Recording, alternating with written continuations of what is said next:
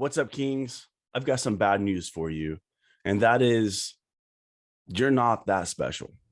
I'm not that special. None of us are that special. The reason why I'm telling you this is not to discourage you, not to offend you, or hurt your feelings.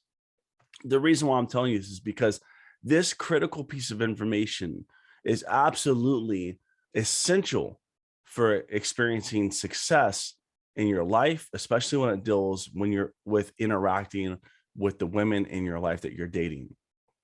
The reason why this is so essential is because the girl that you are dealing with right now, the girl that you're going to deal with in the future, or the girl you've dealt with in the past, these ladies, these women are going to tell you a fairy tale. Okay. They're going to tell you things that are going to blow your ego up. They're going to tell you things like you're the best she's ever had.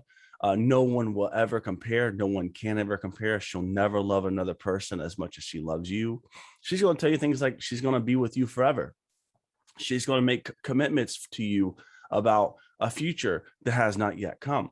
She's going to tell you things about yourself that you are going to be excited to hear, like you're the biggest I've ever had. No guy I've ever been with has ever given me as much pleasure, or I've never had any orgasms with any of the other people I've been with. She's going to tell you things about her exes, about how they abused her and how they mistreated her and how they were such complete total assholes, right? She's going to tell you all of these things. And these things are going to inflate your ego and give you a false sense of security. This is why it's important to hear these words that you're not that special. Now, the reason why you want to understand this is because if you will wrap your head around this and the reason why, it will help you in your growth now and in the future. The reason why it's important is best illustrated by a philosophy that comes out of Buddhism, actually, which is the idea that suffering is a result of attachment, specifically attachment to unrealistic expectations. In other words, if you have unrealistic expectations, then you are setting yourself up for disappointment. And in the Buddhist philosophy, it goes on a little further to say that life itself is suffering. That if you start, and the reason why this is important, because if you start with the idea that life is suffering, if you start with the idea that things are in a natural negative state, then anything positive that comes in your life is a win, right? And this is contrasted by people who make the error of starting with the assumption that life is supposed to be positive, that things are going to be wonderful and things are going to always work out for them. Because we know that in life, that's not the way life actually works. And so if you start with the assumption that everything should work out for you, when things don't, that's when you'll experience misery. And that's why this is critically important. Here's the facts, guys. In most cases, the women you're dealing with are not lying to you. They're not making this up. They're not telling you a fairy tale intentionally. Oftentimes, the women you interact with actually believe this. They believe these things. They could have had amazing experiences in the past with their exes. They could have had amazing sex, amazing interactions, amazing dates, right? But she's still going to tell you that the dates you take her on are the most amazing. She's going to tell you that she never orgasmed with those other guys, or she never had good sexual experiences, or she's going to tell you all these things. The truth is, in many cases, she believes this. So she's not actually lying to you. So what's happened, guys, is that she has created a narrative that she can hold on to.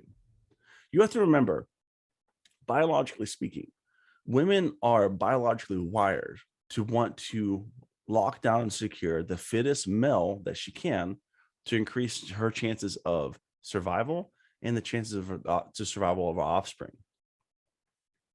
Women are biologically wired, I wouldn't say for monogamy, but for monogamish type relationships, right?